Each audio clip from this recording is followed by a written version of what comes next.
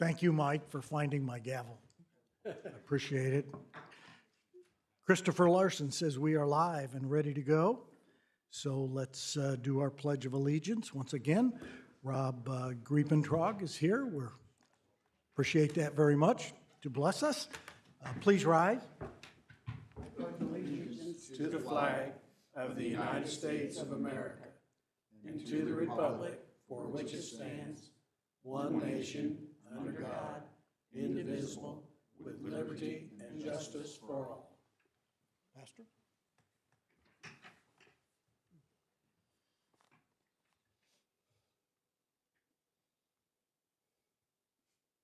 Father, as we gather tonight, I lift to you your words in Psalm 121, personalizing it to us here in Westfield.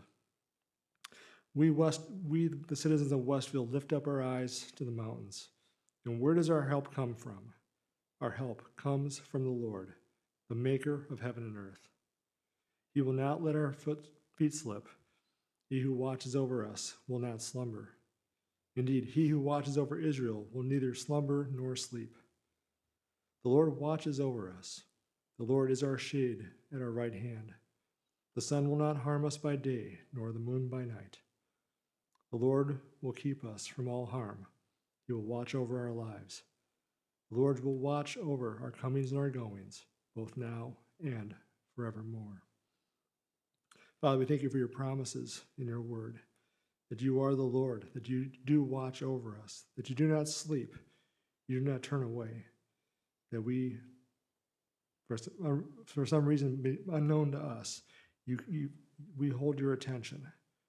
We don't deserve to, but you, out of your love and grace, continue to watch us, continue to follow us and guide us and instruct us. So, Father, tonight as we meet in this time, give our city councilors, our mayor, our leaders, presenters, and more, Lord, your wisdom. Give us your truth, give us your understanding, and most of all, your peace that passes all understanding, to guard our hearts and minds in you. May the words of our mouths, the meditations of our heart, be pleasing to you or quickly become so if they're not quite there yet. And Lord, we humble ourselves before you, knowing that you do all things well, including all the things here in Westfield that we are witnessing. Continue to lift the heads of those who are downtrodden, that are depressed, that are in despair or anxious tonight. And Lord, bring them comfort, peace, and strengthen them and strengthen us, each one of us, by your joy as we meet and as we go on from this meeting later tonight. We worship and bless you tonight. In Jesus' name, amen. Thank you. Mr. Johns, would you run the meeting, please? Thank you, Mayor Cook. I will. Marla, would you please note the presence of a quorum? Absolutely. Joe Edwards. Here. Scott Willis. Here. Cindy Spoljarek. Here. Jake Gilbert. Here. Mike Johns. Here. Scott Fry. Here. Troy Patton. Here. We have a quorum. Super. Okay. First item on the agenda is to announce if there are any changes to the agenda. I found out we actually have two changes to the agenda. The first change is we have added a council appointment to the BZA tonight. So that was not on the agenda last Friday. The second item change to the agenda will be when we get to the old business. There'll be some change there. We will probably wind up tabling that item, but we will get to that shortly. Starting this evening then, we've got the approval of the minutes as our first item. Councilors, have you had a chance to review the minutes, and are there any questions or comments? Hearing none, do I have a motion to approve the minutes of our January 9th meeting? So moved. A second. Second. Motion made by Councilor Edwards, seconded by Councilor Willis. Marla, would you call the roll, please? Scott Willis. Yes. Cindy Spoljarek. Yes. Jake Gilbert. Yes. Mike Johns. Yes. Scott Fry. Yes. Troy Patton. Yes. Joe Edwards. Yes. Motion passes. Minutes are approved. Okay. The next item on the agenda is our claims docket for this evening, January 23rd, 2023. Counselors, you should have had a chance to review the docket. Are there any questions regarding claims this week? This is Troy Patton. The only question I had is, did we bid out the turf replacement? So I'll answer that, and if you need any further questions, Matt can come up, but we purchased it through a cooperative purchasing agency. I don't remember the specific one, but it's similar to Sourcewell, where all kinds of different construction and equipment and services go out to a national bid, which meets the bidding requirement. And the contract was selected from that bidding agency. And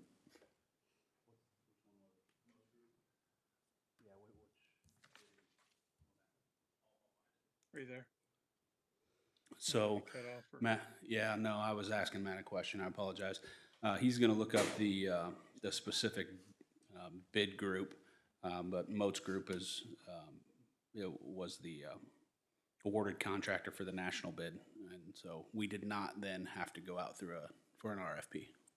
Yeah, it's a good question, Troy. So the way that works is through those national cooperatives, they have to meet all the state bidding requirements. And by the time there's a recommendation that comes forward, they've certified that they've met those requirements. Okay. Good I question. just wonder if do they ever give us any documentation just for our files, just to make sure that, so that way if we're asked, I mean, as opposed to us just saying, hey, it happened, we have documentation that happened from them? Yeah, they should have specs and a bid sheet and an award sheet or something comparable. That's Okay. correct, Again, Randy. I don't have a problem with it. I just want, I mean, I think we ought to have those on file. I mean. Yeah, agreed. I believe we don't at this point, so. So my understanding is that the specifics of the actual contract that we signed includes all of that information. Okay. Okay. Thank you, That's it. Jeremy. That's all I had. Okay. Any other questions, counselors? Hearing none, do I have a motion to approve the claims docket for this evening, January 23rd, 2023? So moved. Do I have a second? I'll second. Okay, a motion made by Counselor Spiljerik, seconded by Counselor Willis. Marla, would you call the roll, please? Cindy Spiljerik, Yes. Jake Gilbert, Yes. Mike Johns, Yes. Scott Fry, Yes. Troy Patton, Yes. Joe Edwards, Yes. Scott Willis. Yes. Claims are approved, motion passes. Next item on the agenda is a council reappointment to the BZA. I'd like to, first of all, before we even get started, compliment everyone who's been working on uploading, remodeling, redoing, renovating the boards and commissions data. In the process of that, we noted that the council's appointment to the BZA, Noble Hatfield, his commission had actually expired the first of the year. So this evening, I would like to make a motion that we reappoint Noble Hatfield to the BZA. And so I guess I can't make the motion, but I would entertain a motion to reappoint Noble. I'll make a motion to reappoint Noble Hatfield to the BZA. Do I have a second? Second. Motion made by Counselor Willis, seconded by Counselor Edwards. Marla, would you call the roll, please? Joe Edwards, Yes. Scott Willis, Yes. Cindy Spiljerik, Yes. Jake Gilbert, Yes. Mike Johns, Yes. Scott Fry, Yes. Troy Patton, Yes. motion carries. Having made that decision, then that kind of leads us into our next topic of discussion this evening, which is an update from the clerk's office and the oversight committee on their work to try and update the boards and commission terms within our city. I know we've had a lot of work from both of those two parties and also the administration. So if I can maybe start with an update from Marla, and then we'll switch over to the oversight committee. Jake and I have been talking, Counselor Gilbert, and been very communicative with community development and Kevin Todd, and we're coming along, but even today I discovered a couple boards and commissions that I didn't know existed. So just trying to nail down some of the codes that follow there. But we're making a lot of headway, and Jake and I just discussed meeting at the end of this week, and they'll be ready for, I think, their oversight committee meeting on the 1st. So I'm very happy. Met with Chris Larson also, and we're gonna work on a standardized form that hopefully we can put on the city website for anyone that's interested in joining boards or commissions in the future. So it's been great. Counselor? Yeah, so appreciate everyone's time. Met with Mr. Lawler and Mr. Todd, and that was good. And then obviously, Ms. Ayler already referenced, we've met and are going to meet again here in a couple days, talk with Manny on the phone, Ms. Poindexter as well. So closing the loop on several things here and just kind of getting organized and some opportunities to be more present with some of this information on our website and so forth and so on, so that everybody knows. But pretty good. I think we're coming along pretty well. The 1st will be the oversight meeting, hopefully. So I think Mr. Edwards is going to get that and make sure we get that noticed. And hopefully soon we'll have everything put to bed in terms of the exact dates of commissions and so forth and so on. So this is an exercise that's really one of organization and record keeping that'll be streamlined and better in the future, but we just need to work through this now, and it's been great cooperation from everybody so far, so we're on our way. This will be a public meeting on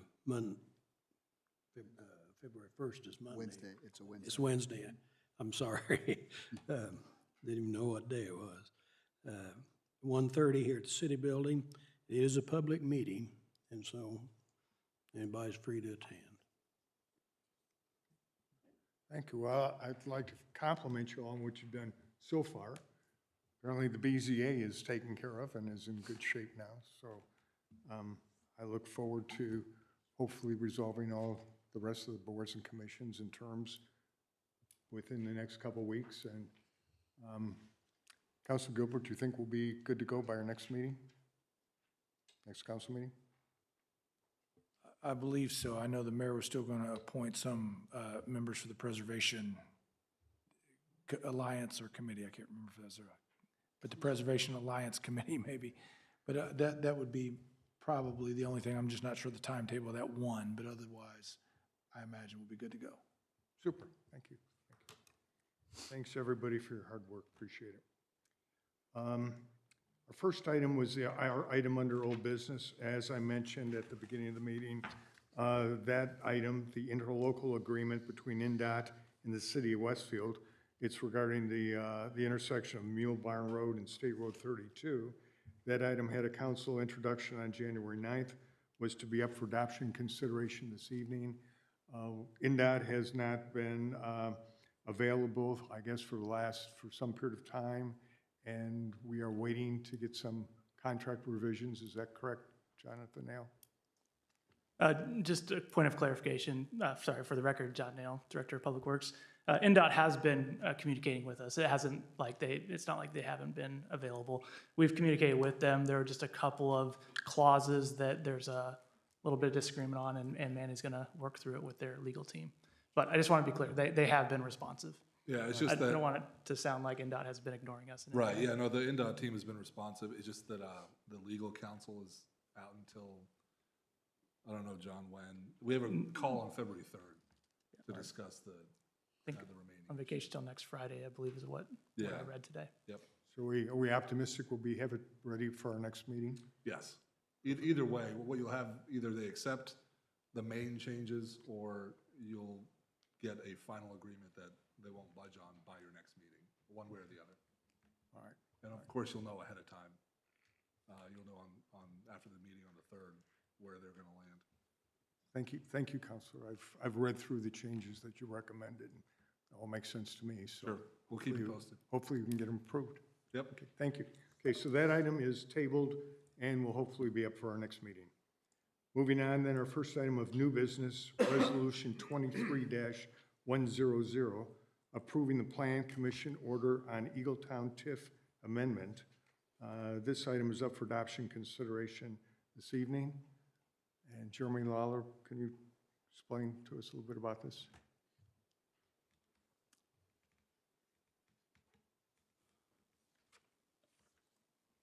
Yeah, I apologize. I was looking for the exhibit. So previously, back in 2022, the Redevelopment Commission approved the declaratory resolution to amend the Grand Junction TIF. So you said Eagletown. Am I on the wrong one? Yeah, that is apparently a typo as well. So we're amending the Grand Junction TIF. I apologize, I should have caught that sooner. And then subsequently on November, the commission adopted the resolution on November 21st, the declaratory resolution to amend the TIF district. The Plan Commission on December 5th approved the order to amend the TIF district. And then this and the next item for consideration, the amendments to the TIF are specific to removing residential parcels from the economic development area. And Councilor Johns brought to my attention that the exhibit was not attached, so I am pulling up the exhibit from the Plan Commission meeting, which is the resolution that the RDC approved. Same exhibit for both documents. You're just confirming the order that the Plan Commission approved. So I guess I'll leave that there and offer to answer any questions that you might have. Can I ask a question, Mike? There were several parcels that had changed out of it, and then staff recommended that they actually be included back in, that the RDC had taken out. So it was kind of more of, I think, a clerical error or something that happened with the Grand Junction EDA. Correct, and those parcels are listed here, and the reason for that was specifically the Plan Commission, or not, I'm sorry, the Planning Department, Kevin's team, evaluated the parcels that were being removed and foresee these becoming, being rezoned and becoming commercial property later. So they decided to leave them in as opposed to re-amending them back in later. Okay, my concern right now is that without having the exhibits attached, we're not 100% sure on then what we're approving in terms of those parcels without an exhibit attached. In both of these cases, there is not a significant amount of urgency. So since the declaratory resolutions were passed in 22, I guess the change from a county perspective happened. So we can approve these at the next meeting as well, if you'd like. And then we'll get ourselves together and I'll send it back out to you as soon as possible, and then we can work through some of those questions. I'd feel better about that, especially without having those actual exhibits attached. Yeah, no problem. Thanks. I think we would all feel better too, Jeremy, so. Understood. That being the case, then we will table then both Resolution 23-100 and Resolution 23-101 into our following meeting. And I apologize for the inaccuracy of the documents, and we will get this squared away. All right, thank you. Moving on to Resolution 23-102. This is the City of Westfield declaring interest in and authorizing offer, bidder contract, and potential purchase of a certain real property. This resolution is up for consideration this evening, January 23rd. Jeremy? Certainly. So this resolution would, if approved, would grant me the authority on behalf of the city to pursue the purchase of 3 parcels. They're being sold as 3 parcels, but there are 4 small parcels, 3 parcels and a small parcel at 2510 East 171st Street. On the screen here, you'll see my cursor is parcel number 1, which is the parent parcel, which is the actual address. Parcel number 2, parcel number 3, and parcel number 3 also includes this really skinny piece of property as well. It's all deeded and owned by the property owner. We would like to purchase this property an amount not to exceed the average of the two appraisals. This document's not working. So what you see on the screen here will help to explain why, or it should, if it were bigger. So also on this screen, this parcel here that's completely encumbered by the floodway, this tiny little piece here, and then the larger parcel that is largely encumbered by floodway and floodplain. So on the thoroughfare plan, longstanding, there has been an intention to extend Oak Road north from 171st Street or South Street north up to 32 and potentially beyond.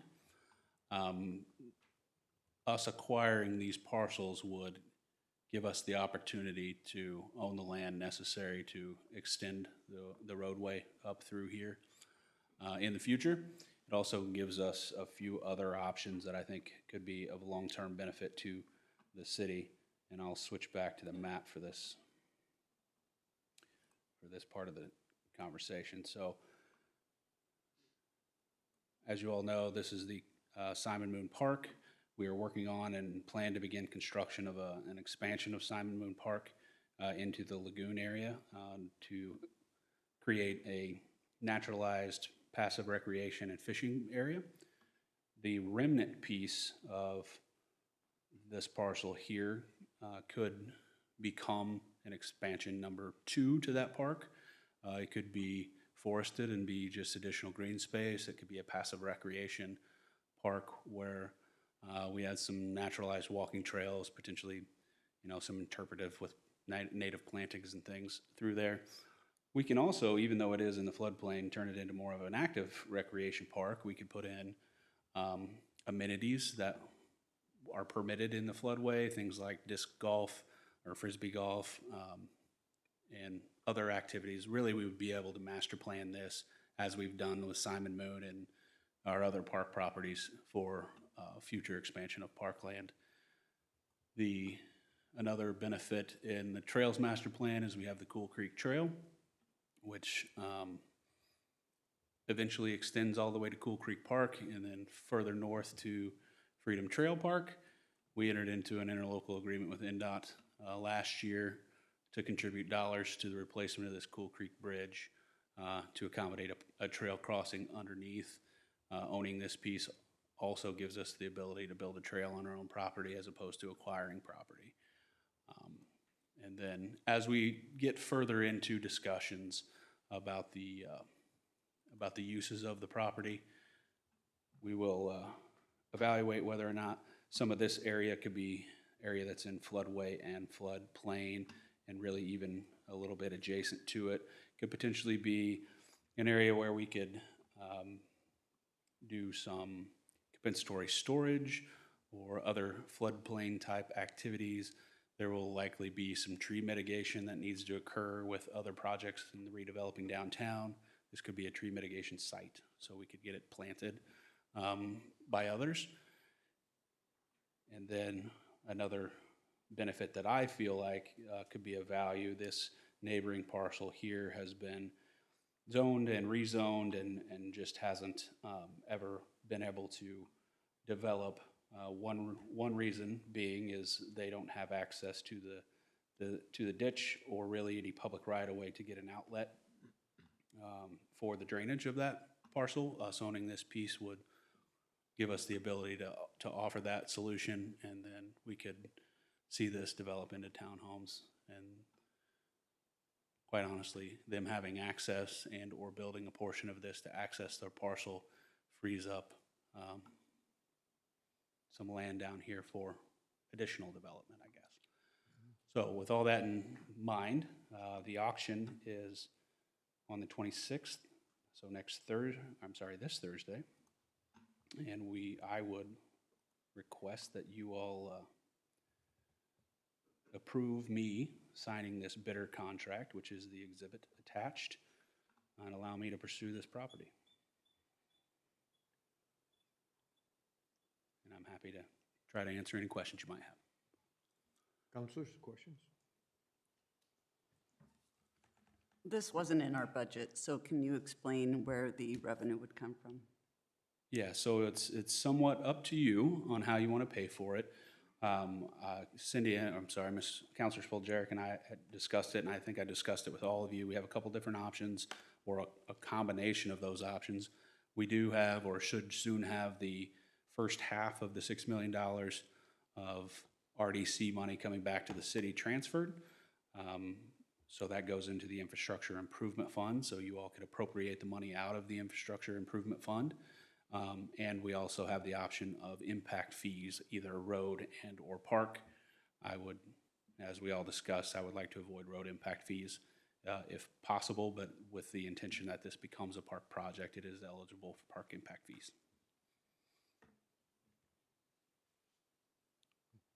If I could just quickly weigh in, I think this is a good plan. You know, we spent a lot of time last year discussing, you know, redevelopment of downtown and what we want the future to look like for our city. And I think we all recognize there's challenges around getting around this city and congestion, especially on State Road 32. So this helps solve that problem. It'll be cheaper to get it today than it will be to acquire down the road. And I just think it makes a lot of sense. And I appreciate you guys thinking ahead. And hopefully we can win that bid. So I think this is a great idea.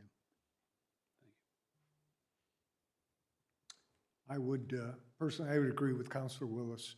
I think as we look at our infrastructure plan, we need to have those north-south routes to the city. Right now, we're looking at our farther east route really is Cary Road at this point. This would alleviate some traffic off of Cary in the future. It's only going to get heavier, and it really sets that kind of the eastern boundary, sets a stake in the ground, if you will, as then we can start looking west toward our downtown development. So I would support this 100% also. Great. Yeah, Jeremy, sorry, somebody else talking. No, go. Nope. Troy? Okay, just to reiterate kind of what we talked about the other day on the cost. So, I mean, that road would split through the bank serve building and then that other sports facility building. I mean, according to the diagram, how are you going to put a road through there? I mean, unless we acquire those properties, and those properties are going to be $2 million, $3 million. So there's a couple different options. The exhibit that I showed was, I think, our tentative plan. We certainly would have to work with that property owner to be able to accommodate a roadway through there, either via land dedication in the form of right-of-way. We also, if that can't come to fruition, the roadway could divert and go the other direction. I think this is far more intrusive and a little harder to build, but it could go the other way as well. So when I looked at this, I looked at if we get this constructed, then there will be some sort of control measure for traffic at the intersection. This developer then owns two hard corners on 32 and a north-south movement. So I won't speak for them, but in conversations with them, if we're able to go bid on this, I see some benefits for them as well. Yeah. So the building there, you know, where the road kind of right now deadheads Mhm. right there by the sea or whatever. Yep. So like the Indy Titans, which is a baseball organization, owns that building just to the left of that. And then you have the Bankser building on the right. And I know right now that's all used for parking. So if you take that away, then that parking will go away. And again, I'm not saying I'm opposed to it. I'm just saying that, I mean, years ago, I mean, that Bankser building was listed like at 2.6 million. I think the other building was listed at like $1 million. And then that 727, 725, 729, that was listed at like 640,000. I'm just trying to think it through. I mean, you know, that was years ago. So I'm just, you know. Yep. Thinking there's, I can assure you that we haven't gone through all the engineering exercises to make this happen.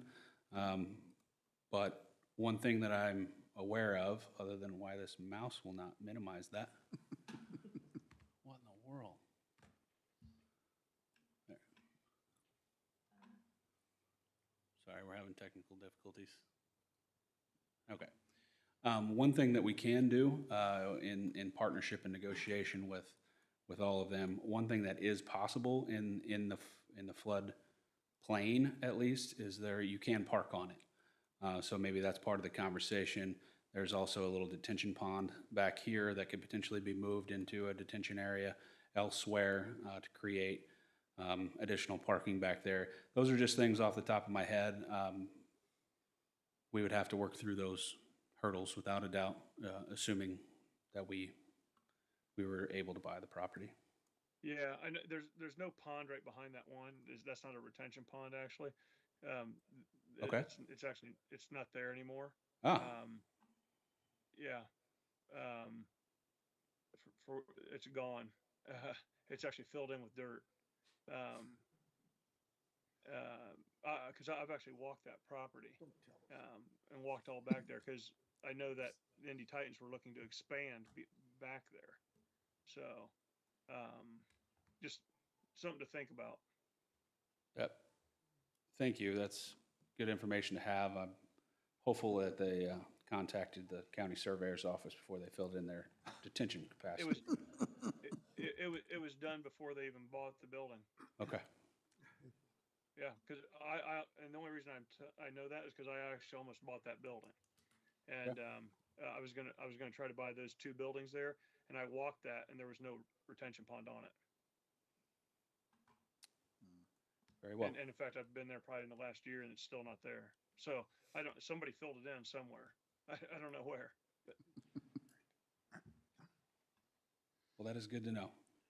For now, you look at future interest, there could be a lot of things happen and perhaps a lot of things not happen too. And I think we have to look at this. Does this fall within our appraisal capacity by itself to purchase and scour? The short answer is if it does not fall underneath the average of the two appraisals, then we are not able to purchase it. Okay. Yeah, if someone bids higher, then more power to them. We are out of the race. I think that's the only way you can look at it right now. I agree. Do I then have a resolution or a motion regarding resolution 23-102?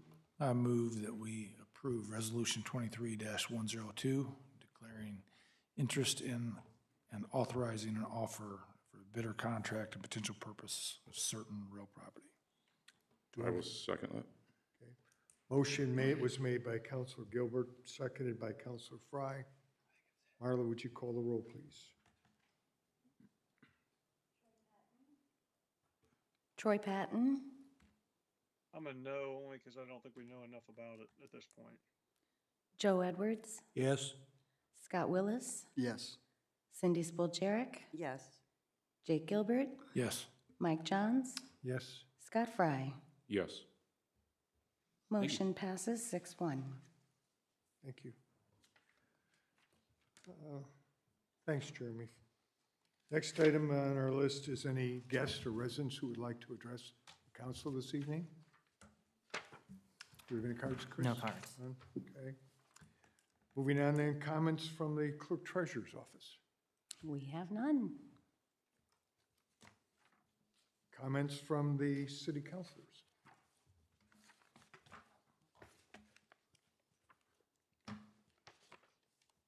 Cindy, do you have a report from? I do, and as I was thinking about it, I did want to make mention of something. The chamber hosted their annual Lantern Awards.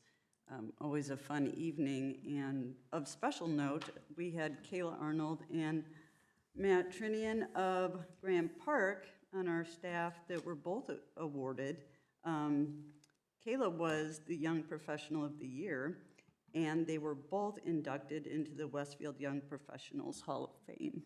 So that was quite exciting and an eventful evening. I would love to mention every single person's name because there was plenty of award winners, and even the finalists, everybody was very deserving.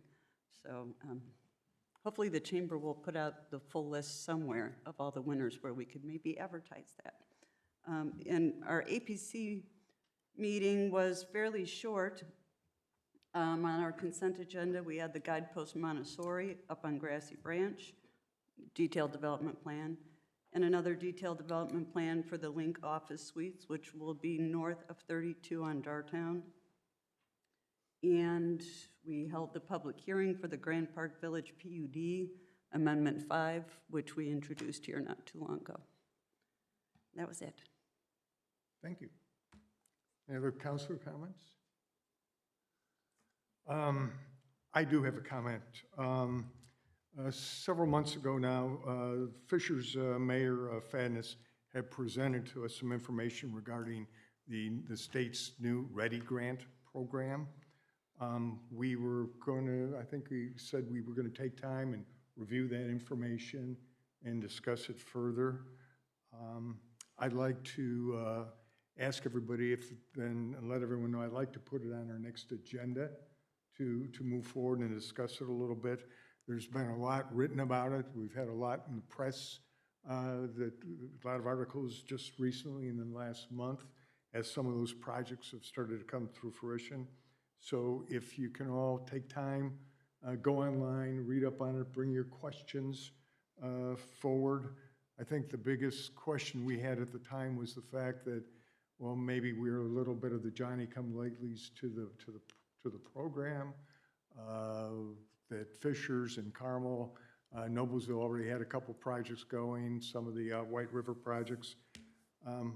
My opinion is we are a significant player in Hamilton County, and I think we need to take a hard look at being a member of this program. So, and I would also ask Mayor Cook if perhaps the administration could have some comments for us at the next meeting also, to give us your thoughts on the program. So, Do we need to invite Mayor Fadness back? I'd hate to delay this if he had questions that only he could answer from his experience. I think we have all the resources, the information's out there. He can't really answer any more than what you can read about. Fair enough. President John, one of the things I have thought about in this is what role could we really play, and that's kind of unknown right now. But Fishers has helped, worked with Noblesville and Westfield to keep proper adjustments on the distribution of some taxes. And I think we might want to keep that relationship intact and look at some of the benefits of cooperating, as well as, you can always be a naysayer, but this is one that's going to be pretty big. It is, and the governor has another round of millions of dollars that he's put in the budget in front of the legislature this year, so I'm glad that you want to take another look at it because it's affecting the whole state, and we're just kind of missing out right now. Cool. Zionsville was just awarded, I think, $1.9 million to enhance an industrial park or something they did with it, so let's take a look. Let's do it. That sounds good. Any other comments, councilors? Hearing none, then I'll call this meeting, I'll adjourn the meeting. Thank you.